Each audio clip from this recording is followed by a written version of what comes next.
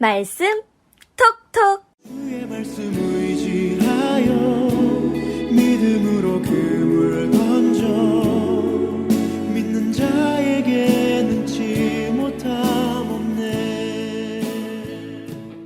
제30장.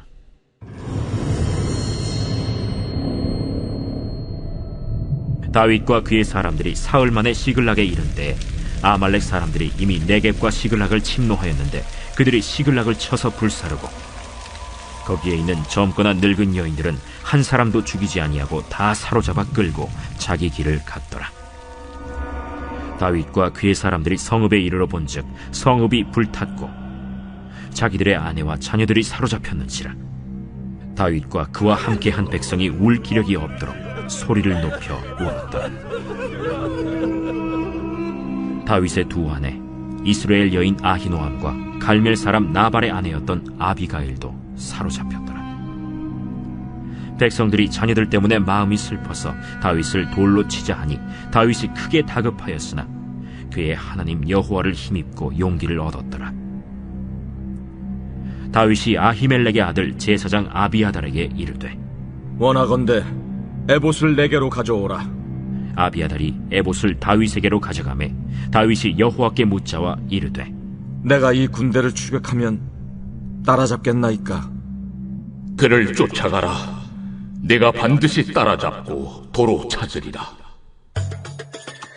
이에 다윗과 또 그와 함께한 600명이 가서 브솔 시내에 이르러 뒤떨어진 자를 거기 머물게 했으되 곧 피곤하여 브솔 시내를 건너지 못하는 200명을 머물게 했고 다윗은 400명을 거느리고 쫓아가니라.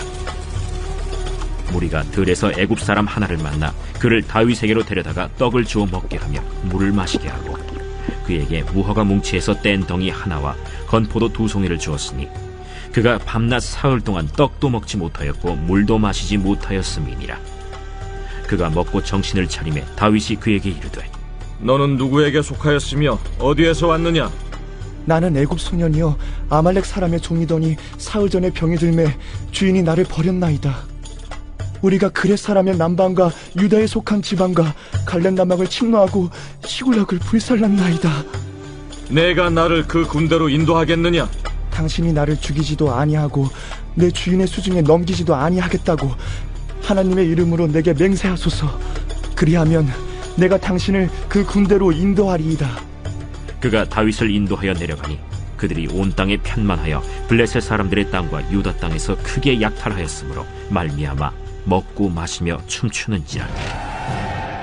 다윗이 새벽부터 이튿날 저물 때까지 그들을 치매 낙타를 타고 도망한 소년 400명 외에는 피한 사람이 없었더라. 다윗이 아말렉 사람들이 빼앗아갔던 모든 것을 도로 찾고 그의 두 아내를 구원하였고 그들이 약탈하였던 것 곧 무리의 자녀들이나 빼앗겼던 것은 크고 작은 것을 막론하고 아무것도 잃은 것이 없이 모두 다윗이 도로 찾아왔고 다윗이 또 양떼와 소떼를 다 되찾았더니 무리가 그 가축들을 앞에 몰고 가며 이르되 이는 다윗의 전리품이라. 다윗이 전에 피곤하여 능히 자기를 따르지 못하므로 브솔 시내에 머물게 한 200명에게 오매 그들이 다윗과 그와 함께한 백성을 영접하러 나오는지라. 다윗이 그 백성에게 이르러 문안하매 다윗과 함께 갔던 자들 가운데 악한 자와 불량배들이 다 이르되 그들이 우리와 함께 가지 아니하였은즉 우리가 도로 찾은 물건은 무엇이든지 그들에게 주지 말고 각자의 처자만 데리고 떠나가게 하라. 나의 형제들아, 여호와께서 우리를 보호하시고 우리를 치러 온 그 군대를 우리 손에 넘기셨은즉 그가 우리에게 주신 것을 너희가 이같이 못하리라. 이 일엔 누가 너희에게 듣겠느냐? 전장에 내려갔던 자의 분깃이나 소유물 곁에 머물렀던 자의 분깃이 동일할지니 같이 분배할 것이니라. 그날부터 다윗이 이것으로 이스라엘의 율례와 규례를 삼았더니 오늘까지 이르니라. 다윗이 시글락에 이르러 전리품을 그의 친구 유다 장로들에게 보내어 이르되 보라, 여호와의 원수에게서 탈취한 것을 너희에게 선사하노라 하고 베델에 있는 자와 남방 라못에 있는 자와 얏딜에 있는 자와 아로엘에 있는 자와 신못에 있는 자와 에스드모아에 있는 자와 나갈에 있는 자와 여라무엘 사람의 성읍들에 있는 자와 겐 사람의 성읍들에 있는 자와 홀마에 있는 자와 고라산에 있는 자와 아닥에 있는 자와 헤브론에 있는 자에게와 다윗과 그의 사람들이 왕래하던 모든 곳에 보내었더라. 샬롬, 여러분 반갑습니다. 어제와 같은 배경으로 다시 만나 뵙게 됐습니다. 어제 그런 말씀을 드렸죠. 가나안 땅이 하나님께서 약속하신 땅이고 그 안에 살 때 하나님의 다스리심을 인정하는 것이다. 이것을 한번 이렇게 생각해 봤습니다. 은혜의 범주 아니겠나.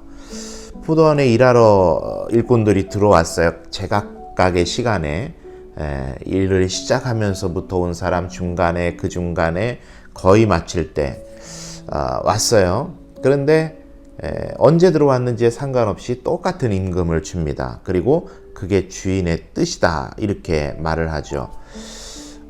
그러니까 주인의 의도는 그런 거예요. 내 손길이 미치는, 내 영향력이 미치는 그 안에 들어와 있으면 누구에게나 동일한 은혜를 준다. 그게 포도원이라는 범주, 이스라엘 백성에게 가나안이라는 범주, 양들에게는 울타리라고 하는 범주, 이스라엘 백성들에게는 공동체라고 하는 범주, 현 시대에는 교회라고 하는 은혜의 공동체라고 하는 범주, 그 안에 들어와 있으면 하나님의 손길과 은혜를 경험하게 된다. 이것이 은혜의 범주죠. 자, 오늘 보니까 한 사건이 있어요. 다윗이 아기스로 인해서 이스라엘과의 싸움터에 갔다가 블레셋 사람들의 반대로 인해서 이제 돌아오게 됩니다. 그런데 군인들이 자리를 비웠던 사이에 아말렉이 들어와서 다윗 공동체가 있었던 곳을 치게 되고 성읍을 불사르고 모든 여인들을 다 사로잡아 가버리죠.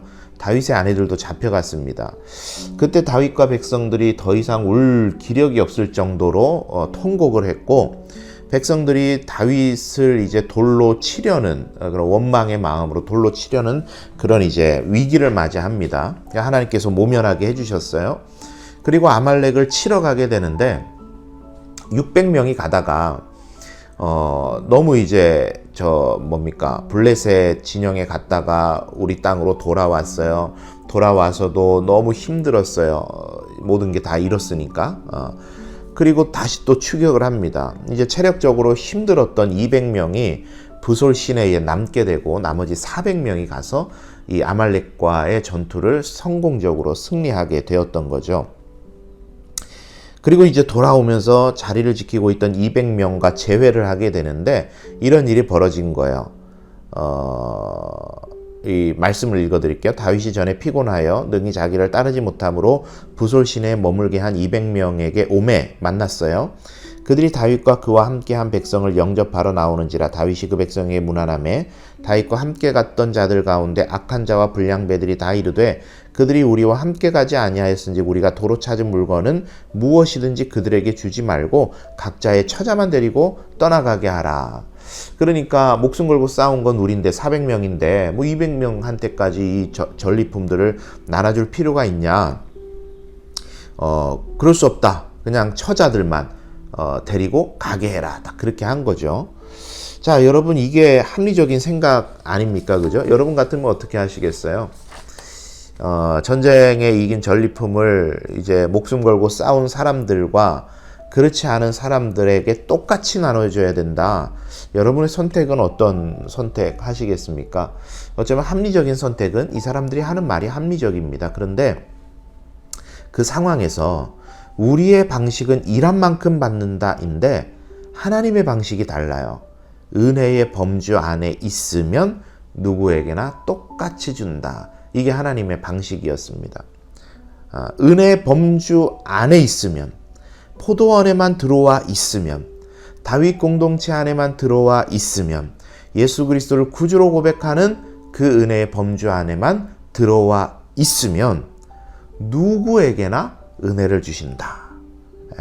사회의 지위고하를 막론하고 삶의 내용과 이루어 놓은 업적하고 상관없이 예수 그리스도를 영접하고 자녀되는 순간 구원의 은혜를 주신다. 거기에 보니까 어떤 이들은 전쟁터에서 피 흘려 땀 흘려 수고를 하기도 합니다. 어떤 이들은 아무것도 안 하는 것처럼 보이기도 합니다. 그래서 사람들은 내 수고에 비해서 너는 덜 수고했기 때문에 뭔가 차별이 있어야 된다 이렇게 생각하지만 하나님의 방법은 그게 아니었어요. 성경의 여러 가지 사건들을 통해서 그 뜻이 명백히 밝혀지는데 전쟁은 여러분 하나님께 속한 것이기 때문에 내가 수고해서 이겼다고 생각하는 것 자체가 하나님의 방식이 아닌 거예요. 그래서 400명의 수고한 사람이나 200명의 수고하지 않은 사람이나 똑같이 은혜를 주시는 게 하나님의 뜻이었던 겁니다. 그래서 중요한 것이 범주 안에 있느냐 없느냐가 참 중요해요. 은혜의 공동체 안에 있으면은요, 그 은혜를 덩달아 받습니다. 그러나 죄악의 공동체 안에 있으면 덩달아 죄에 빠지게 되죠. 그래서 우리가 기도하는 시간에 기도의 자리에 있을 수 있고 말씀 톡톡을 함께 나누는 시간에 그 유튜브에 접속해서 그것을 함께 나눌 수 있고 예배 시간에 예배 자리에 앉아 있는 것, 이게 참 중요합니다. 엉뚱한 데 가 있으면 엉뚱한 데에 빠질 수밖에 없는 것이죠. 오늘 이거를 기억했으면 좋겠어요. 부솔 시내에 넘치는 은혜, 부솔 시내에 넘치는 은혜, 바로 하나님께서 우리들을 사랑하는 방식입니다. 어떤 차별도 없이 어떤 조건도 없이 은혜의 자리에 앉아 있기만 하면 그 하나님의 은혜의 범주 안으로만 나오면 은혜를, 사랑을 주시는 것, 하나님의 방식입니다. 기도의 자리를 찾건 말씀 톡톡의 자리를 찾건 여기에 우리가 함께 앉아 있을 때 하나님께서는 오늘 하루 우리의 삶에도 은혜 주신다. 그것을 기억하시면서 그 은혜의 범주 안에 머무심으로 하나님의 은혜를 오늘 하루도 누리고 체험하는 여러분 되시기를 바랍니다. 좋은 하루 되시고 내일 또 만나 뵙도록 하겠습니다.